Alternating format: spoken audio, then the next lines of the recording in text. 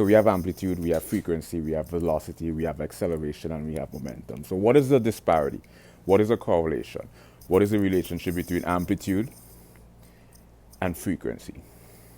What causes amplitude? So why you could have an A chord, but yet you have another note, but it's a higher pitch.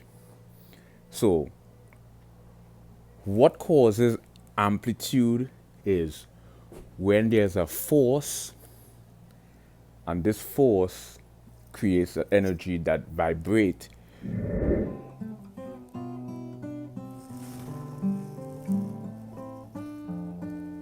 What the hell are you doing? Okay, so semantic ambiguity in literary devices, in rhetorical devices, derive from the tonality. You know, like a sarcastic statement or